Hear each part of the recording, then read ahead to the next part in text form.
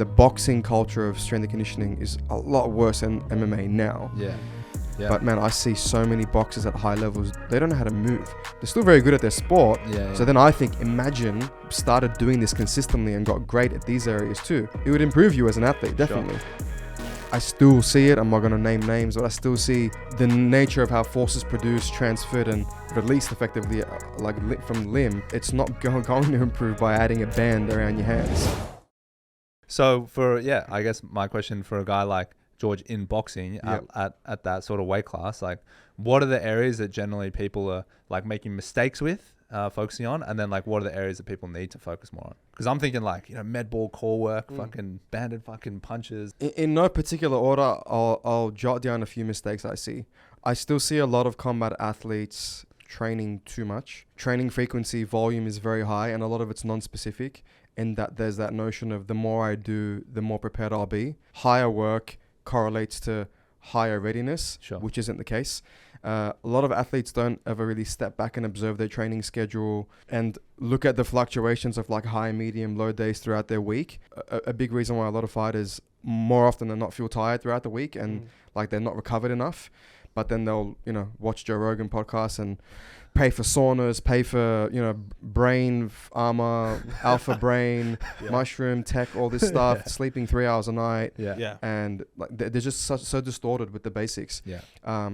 Basic nutritional understanding is also one, which I mentioned in the previous podcast that I was on, that people don't have an idea of, which is why it's great having Geordie as a resource. And I've been working with Geordie for about 5 years now too. Yeah, awesome. Other mistakes is just non-specific, a lot of circuits, like you said, a lot of band punches, and I still see it. I'm not going to name names, but I still see even like, just Sydney-based practitioners adding bands and balls to sport-specific movements. Like, I'm going to get a band and perform punches and kicks because that will then equate to faster punches and kicks. Whereas if like resisting the punch. Correct.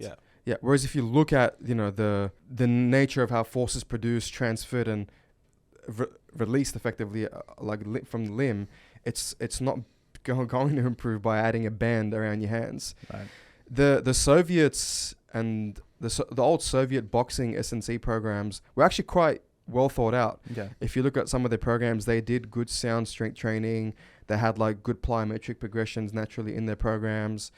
They used to do cold plunges, all those sorts of things. And this is from like the early 70s. Some systems had been well thought out. I definitely think the boxing culture of strength and conditioning is a lot worse than MMA now.